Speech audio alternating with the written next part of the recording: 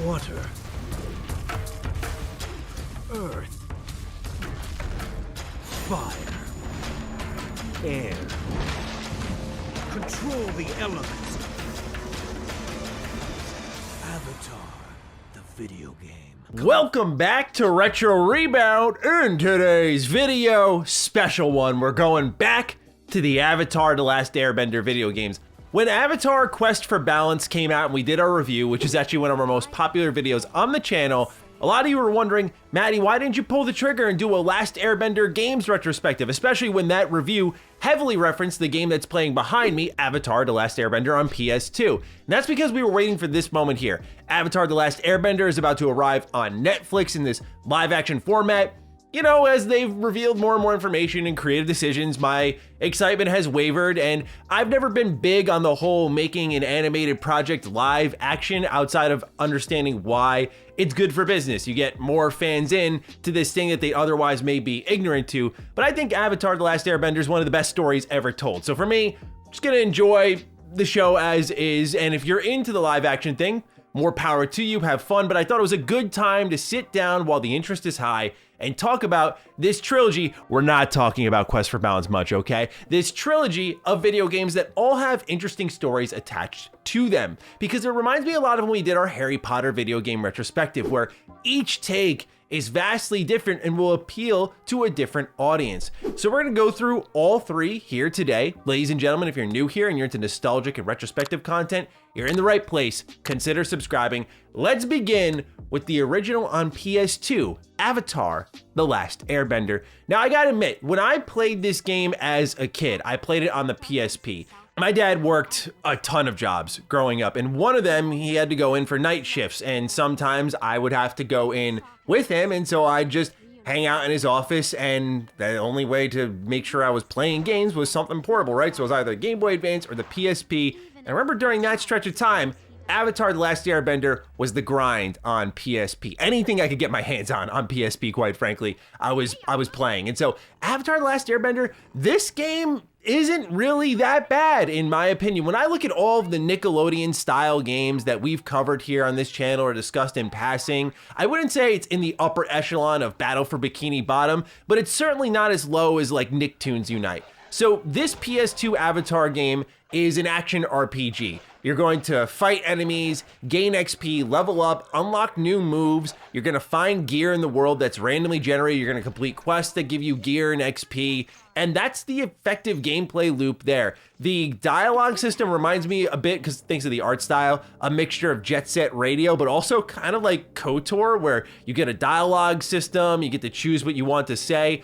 Although it's a way, I think, of replacing fully produced cutscenes, which you'll see in the next two games, Burning Earth and Into the Inferno, because a lot of times those dialogue selections just streamline you down a path to get you to the next step of the quest. It's not like you're having these optional conversations and digging up lore in the Avatar universe, but still, as a kid, this was an extra level of interactivity, and that's what these games are all about, right? You watch the world on screen, you're only limited to what the producer and the director and the animators want to show you, and now in the game world, you can just roam the waterbending village, and that was really cool. So the game begins after Aang has been awakened, so like right at the very beginning of book one, and you're going to explore the waterbending village, and you'll team up with all manner of character in this game. It's always had that sort of dual protagonist approach when it came to the Avatar video games. Like, you don't really run around solo. You'll eventually get Sokka and Katara, Toph, and so on. You'll be able to run around and fight with all of them, but I actually really appreciate the gear system in this game. Like, as a kid, I loved action RPGs. My real introduction to that part of gaming wasn't Diablo like many people. It was Untold Legends. Untold Legends is one of my favorite action RPG series, whether it be Warrior Within or Dark Kingdom on PS3. They're all so good, clearly inspired by Diablo, but that was my Diablo growing up. In Baldur's Gate Dark Alliance, I've waxed poetic on before. And so having Avatar, but pretty much that, was awesome. Like, was the loot system kind of minimalized? Yes, but looking at it through the angle of like a kid's game, it was better to not make it super complex. Playing it nowadays, it feels a little janky. Like, you're gonna fight certain enemies that you could only damage with specific attacks, and the feedback visually and audibly isn't great. So has it aged well? not necessarily, but the systems are there and work and are fun. I actually found out that the loot is randomly generated because I was messing around and I forgot to save my game, and then I had to reload, and when I fired it back up, I got different loot each time I went to a chest, and I thought, okay, this is actually pretty cool. So there's a bit of a luck of a draw. Now, like I mentioned, you're gonna level up and you're gonna earn things like new moves. And this is why I said that it's insane to me how Avatar: The Last Airbender on PS2 was a far better game than Avatar: Quest for Balance. Like, Quest for Balance had those moments thanks to its art style and the world space you'd run around in, where I was like, okay, I can see how this would be pretty cool, pretty interesting for a player, but oh my gosh, just the audio compression, the lack of interesting quests, the lack of interesting combat. It's amazing how little that game moved this one forward. So yes, I have the benefit of that specific perspective as well, but Avatar: The Last Airbender on PS2 is actually a pretty decent time, especially if a game you want to play with your kid or give to your kid. Like, this is a pretty good time. So if you have a youngling who's looking into Avatar, do not buy them Quest for Balance. Pick up a PS2 and give them Avatar: The Last Airbender. Much better experience. But we have 2 more games to go through, so we're going to take a look at a complete box experience of Avatar: The Last Airbender, and then move on to one of my favorites, Burning Earth. Here we have Avatar: The Last Airbender for PlayStation 2. Again, this box art just makes me feel things, man. I just remember picking this up for my PSP like it was yesterday. The back of the box says, "Master the elements." Love all of the art here. Aang in the Avatar state, Katara, Sokka. It says, play as Aang, Katara, Haru, and Sokka as you grow your team in an unstoppable force. Bring to life an adventure of intrigue, deception, and revelation that exposes an even greater threat than the Fire Nation. With fully customizable and upgradable bending powers, as well as journeying through all the great nations of the Avatar world, and the original story with never before seen enemies and creatures, naturally to, pad out the length of the game. On the inside here, if you watched our Nickelodeon games video where we talked a lot about what was happening with Nicktoons Unite, you may recognize the Nick Games Guide that it came with, just to promote other things happening in the world of Nickelodeon. Like here, I mentioned the PSP copy, and they're promoting that as well over here. We have Creature from the Krusty Krab getting promoted. Oh boy, Battle for Volcano Island. Oh boy. Barnyard is a great game I'd love to cover here on the channel at one point. Look at that. Like, you can golf in that game, man. Crazy. Yellow Avenger. This is actually a SpongeBob game I never played. And then that's it. So THQ, obviously on top of everything Nickelodeon. So a lot of games getting promoted there. Enjoy this manual. This is the only illustrated one of the bunch, unfortunately. And you get really cool shots like this one that are unique to the manual, or this one. Really, really nice stuff here. It's one of those in-betweeners, right? It's not perfect, but it's not also really bad. They break down the legend here. In another age, power is balanced among 4 great nations: water, earth, fire, and air, right? So they break down the general lore of the game, things that you'll see like switching characters, the pause menus, all the way onto items and attributes that you can upgrade. Like I said, man, full-blown action RPG, not super deep. Like, the basic things here are talking to people, and the quests are just talking to characters and then beating up enemies, but still, it was great as a kid. There are puzzle moves, super moves, advanced attacks. Yeah, this is what I was talking about with the like earth bending and air bending moves you could get. You can map them to like face buttons with the trigger. You could use Momo in this game. It says the team needs to use Momo from time to time to complete tasks. To use Momo, press L1 and circle together. And Momo sees and hears the world differently from the rest of the team. So yeah, this game just really played into all of that really well. There are mini games as well. It says some characters in the game ask you to play a mini game called 4 Nations. It's a tile game based on the 4 different nations in the Avatar world: air, earth, fire, and water. You can play for valuable items that may help you on your adventures. It's just like such a cool game, man. And then they're promoting here the books, literally the books that you could read for them, as well as some of the action figures. I actually had, do they have the one I had here? No, doesn't look like it. I always needed to get the really flexible action figures, not the stiff ones like these that only do like specific things. I had to get the ones that could like bend in all sorts of ways. I don't own it anymore, but I did have an Aang one that I really loved. Anyway, that is a complete in-box copy of Avatar: The Last Airbender for PS2. I have so many great memories with Avatar: The Last Airbender Burning Earth. Why is that? It has almost nothing to do with the game and the experience itself, which for the first time for this video, I went past the 2-minute mark. of Avatar: The Last Airbender Burning Earth. My achievement hunters, you know where I'm going. You know why I don't have the PS2 version here behind me. You know why I have the Xbox 360 version. For those who don't, let me bring you back to a special moment in time when achievements were brand new for gamers, and they're still as compelling today as they originally were. I think trophies have lapped achievements personally. I like chasing a platinum more than 1,000 gamer score. But when Xbox had introduced 1,000 gamer score, that was this meta game I was obsessed with. I got into the 360 generation late, so I was playing like a lot of catch up, and just once I found out about gamer score, I played games just for gamer score. And then I started to go on like Achievement Hunter and just look for the games that gave you an easy 1,000 gamer score. I had this technique I called the GameStop hack. What I would do, and it's funny, right? Because now they're getting their vengeance on me with the GameStop unboxing series and all their man juice. But GameStop, I went in there, I think the end of my sophomore year of high school, and I traded in $90 worth of games.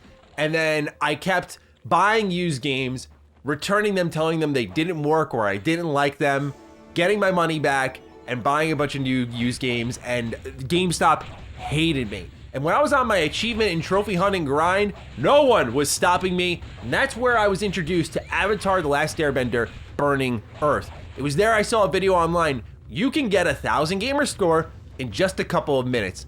What? No way. 5 achievements right here. Are you ready? All you have to do is once you jump in, keep hitting that B button. You're gonna keep shooting out little wind blasts, and as you build up your combo meter, once you surpass 50 hits, that's all it is, 50 hits, you'll have 1,000 gamer score. It's unbelievable. It really is. But that is my favorite memory with this game. Like every time I look at Avatar: The Last Airbender Burning Earth, I just remember my achievement hunting days. Like that game, and I think of Rage weirdly, but I love Rage, but I just think of that too, where some games, like the achievements brought you deeper than the mechanics. I think that's why I think of Rage, but Avatar was like my ultimate cheese. Like, dude, 3,000 gamer score. Okay, boom, I'm gonna return this to GameStop. What's the next game I'm gonna achievement hunt for? Like, that's my core memory with this game. And arguably one of my favorite experiences on the 360 where I felt like I was winning life, man. Like completely breaking the system. It's funny because like nowadays they have things like Microsoft Rewards where you can get points if you rack up a certain amount of achievement points. Like we kill to have easy achievement games like this. And I guess we kind of do now with some of the phoned in mobile style games that make their way through the digital storefronts. But nonetheless, that is my main memory with Avatar Burning Earth. That aside, the production value here is much better. When you look at what I showed you for Avatar: The Last Airbender on PS2 versus what you get here in Burning Earth, even on PS2, you do get those weird 2003 TMNT on PS2 animations where like the characters' mouths are closed and their character models just shaking, and but you hear the voice acting. Some of the voice acting, not so great. There is a little bit of that, but when you look at the combat and how it feels, especially compared to the original, a monumental improvement. Also, just starting off the game in like the Earth Kingdom, really good touch there because to me, it just felt like book 1, book 2, book 3 for each of the games, right? And so naturally, as the Avatar goes around and learns how to utilize all the elements, book 1's dedicated to waterbending, 2 is earthbending. And so you start off in the Earth Kingdom here, and they have a lot more puzzles. Like you can interact with the environment in unique ways, like Sokka can throw his boomerang and hit an item downtown and that'll move a bridge somewhere. You can airbend and knock a bridge over.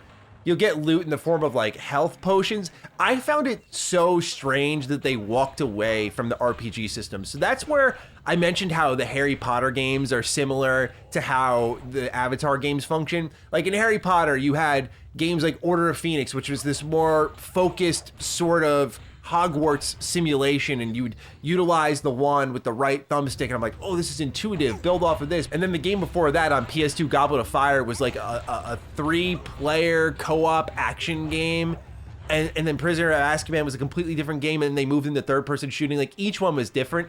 Same thing here with Avatar, where they drop all the RPG systems. Now you have a much better, more fluid action combat system. But I think if they had the gear system here and the leveling up system here and all the new moves you unlock, would have been much better. But the production value is increased, you know, so you get better cutscenes, you get better animations and openings and everything. So it's much nicer in that way. It's better in the fan service direction, where I wish they kept some more of the action RPG elements from the first entry. But yeah, Avatar: The Last Airbender Burning Earth, great memories achievement hunting this one. Let's take a look at a complete box copy and then move on to the last one, which I only played for the first time this year. Here we are, Burning Earth for the 360. Every achievement hunter should have this game in their collection. And here You can see the newest promotion here is Nick Bucks. So you can save $5 on THQ Nickelodeon video games, $20 and up. So yeah, they were always doing things to just promote these. They were made so quick. It was unbelievable. Of course, I love this box art. You have Zuko, you have Azula on the covers, not like the classic one of just Aang. So you can feel things are getting really serious here. On the back of the box, it says, the Earth Kingdom is under attack. Embark on an epic adventure with Aang and his friends Katara, Toph, and Sokka as they defend the great Earth Kingdom, capital from the Fire Nation invasion. Ride on Appa for exciting air adventures, go into the Avatar state to unleash its great power, and an all-new arena minigame.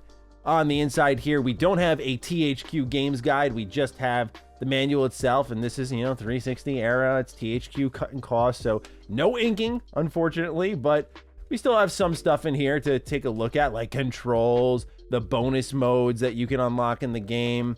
What else did they break down here? The journal, stats. Yeah, there's less mechanics to explain because they walked away from the RPG stuff, as I said, and more in a combat, action-oriented direction. Like they're promoting like blocking and dodging here. Nothing too crazy. Cooperative play, the Avatar state, that was kind of a big deal in this game. When the team is in danger, Aang's Avatar state kicks in. When the prompt appears, enter the Avatar state and press the appropriate button on screen to do so. When you are in the Avatar state, either player should follow the button prompts that appear on screen to use Aang's awesome power. So yeah, you just really pop off. And then there are unlockables that they're promoting here, notes, and that's really it with the Drawn to Life promotion here, which is a game that's just criminally underrated. Anyway, another complete box copy down, this time for Avatar: The Last Airbender, Burning Earth. You want to talk about a statement of a title screen? Look at that. Aang in the Avatar state, fire in both hands, new game, load game, what do you want? I did not know this game existed. I feel like I see that way too often on this channel, but seriously, like I thought it was just Avatar: The Last Airbender, Burning Earth, and that was it. It's funny because we've just never got like a full-blown, big-budget Avatar game. Closest we maybe got was the Legend of Korra game from Platinum. That game on your first run is a pain in the butt, and the second run where you're all buffed up, you got the upgrades, is actually pretty good, so it's a really weird experience there. But that's the closest we ever got to like a big Avatar game. So I thought the series just died with Burning Earth. Maybe the sales went up a lot more where they thought, okay, you know what? A lot of achievement hunters like that. Let's give them another one. And so they made Into the Inferno, which is the more expensive version of the game, especially on like PS2, because it was a very late generation PS2 game. But nonetheless, as you'd expect, this starts off with Book 3. The big change with this one is how you play everything, quite frankly. The camera is brought in much tighter compared to what you saw in Burning Earth. But you'll notice with the gameplay, a reticle floating around, and it looks really weird, and that's because it is. It reminds me of Harry Potter and the Order of the Phoenix, where you were able to control with your right stick, your wand, and put in certain spells with certain inputs and interact with the environment in unique ways. So here, you're going to find various elements throughout the world, and you'll be able to utilize them to unlock hidden areas or progress in the level. So something as simple as water bending a nearby basket of water and putting out a fire, to something more complex like taking out this fruit, smashing it on the ground, and the water's on the ground, then water bending that, putting it in a scale and gradually tilting that to then lift up a cage to reveal some coins to buy some more items for your character. So that is the defining quality here, and you really see it shine in moments like when you're trying to take out a Fire Nation warship. I realized earlier I was saying Earth Kingdom. I already know I'm gonna get destroyed in the comments. I apologize, it's been a while. But yes, the Fire Nation, that's the moment where it really clicks together for me, because you gotta put like the rocks on this catapult and then launch them over to the warship. It does go on a little long there, but you really feel out the systems. I think the biggest problem I have is just this weird reticle floating all over the screen. It works when you're controlling something like water, it just whips around so quick, and if you get hit, you drop it. You can use this to, for example, freeze enemies, and when you freeze them, they take more damage. So this to me was like the best representation of, if fine-tuned a lot and if evolved in meaningful ways in future entries or new stories told in the Avatar world as a video game, this to me opened the door, opened my mind to like what it could be like. You know, the way you control the elements and how it feels is pretty cool. It just doesn't feel tight enough, unfortunately. However, this game feels big and broad, and one way they do that is after you finish the opening level, it's almost like Kingdom Hearts. You know, you fly around in your gummy ship and you go to different planets. You go to different missions through this overworld map. At one point, you could fly around on your glider. It makes the game really cool, and you could see they were putting some effort in. That's the one thing I will say, is that each game does something pretty cool, and each game doesn't feel lazy to me. They're not my favorite Nickelodeon games. They're definitely not my favorite representation of what an Avatar video game can be. But when you look at these three, and then you look at what we got with something like Quest for Balance, maybe you understand more now. Many of you already did, but maybe you understand more now why I destroyed that game. Because it's unacceptable that these three games look that much better than what we got in Quest for Balance. It's unacceptable. So yeah, now you're getting like way more environment interactivity, which is at the core of Avatar, right? You're limited by certain elements and certain biomes and enhanced by others depending on what bending you're capable of. And so it works beautifully in this game. It really does. It's super cool. It's definitely one of those gimmicky combat systems where I wouldn't love it over time for sure, but I love the ideas, and it makes you just yearn for more. And I think that's important, because if there's anything this video can deliver, it's that Avatar deserves a big budget game like Hogwarts Legacy, like that kind of game that Harry Potter fans dreamt up for so long. They got tie-in game after tie-in game. Every time a movie came out, they got a new tie-in game, and you heard me go down the lineup before, right? The third-person shooters, the random action RPGs, the stuff that just made no sense. The occasional cool one, like Order of the Phoenix, as you can tell, I really like that one. Also, Sorcerer's Stone was pretty cool. Like, you get these Chamber of Secrets, also really good. Like, you get these really cool ones from time to time, but there was nothing quite like Hogwarts Legacy, like this big open world adventure. I'm not even like a huge Hogwarts Legacy fan, but I would love for Avatar to get this big investment, because I think the fans would be there in a massive way. I think the excitement would be there in a massive way. Just gotta make it happen, man. Just gotta make it happen. Anyway, let's take a look at a complete box experience for Avatar: The Last Airbender Into the Inferno, and then we'll get on out of here. Here we go. This is a special one. Like I said, didn't own this as a kid, so having it here in the collection is awesome. Love the cover art here. Really serious Aang, you can tell, compared to like his more young, innocent demeanor here, like with the shadows and how they incorporate it into his face. It just looks a lot more angry, and he's seen some more things by this point in the story. So I just love how it looks. And also seeing him firebending is kind of like a big deal to me, because I remember like growing up, you see Zuko, like obviously Zuko goes through a big transformation, but like he kind of embodies like the evil firebender, the evil Fire Nation. And so when you see Aang firebending, I always thought that was just crazy. Like he's going all the way. Showdown with the Fire Nation. Says here that you can bend the elements to battle. The fate of the world lies in the hands of Aang and his friends as they prepare for the battle of their lives. Also here it says plays your favorite characters and soar, I almost said swing, through the sky on gliders here on the inside. By the way, game for 2009. That's how late into the generation this was. This is a PS2 game in 09. So that's why it's a little bit pricier in comparison to the rest of the Avatar games. And naturally being an 09 PS2 game, no shot they're inking this manual. They're like, yeah, maybe someone will buy it. The install base is too big to ignore, so we got to put it there. That was a tough time for companies to transition away from this console. You can see here they break down the bending that I was talking about. Sokka's boomerang kind of works the same way. You can create an air ball, water bend, so you can cut, you can freeze, you can earth bend and move rocks. Like oh man, it's such a cool system that I'd love to see explored in a future game here. There's Ember Island. It says Ember Island is a tropical resort on the edge of the Fire Nation, home to beautiful beaches and luxurious vacation homes. Ember Island is the perfect location for Aang and the team to take a break, where you can take the glider for a whirl, spend your hard-earned coins at the gift shop, or just relax at the store. They also have some flying mini games, and that's it with a promotion for the DVD set, which I actually have a complete collection of that on DVD, so no need for that. But anyway, that is a complete box copy of Avatar: The Last Airbender Into the Inferno. So there you have it. All three Avatar games. Great memories packed into most of these, not all of them, because like I said, I played Into the Inferno for the first time this year, but still really awesome to be able to do this series. I really loved going back to the original Avatar: The Last Airbender. You know, that's what this channel really thrives off of, in my opinion. Like, as a personal experience for me, these games all hold memories, and for me, like playing that original Avatar, hearing certain sounds again, and seeing certain tracks and seeing those ridiculous profile pictures that they give these characters for in dialogue, like Aang's especially is awful.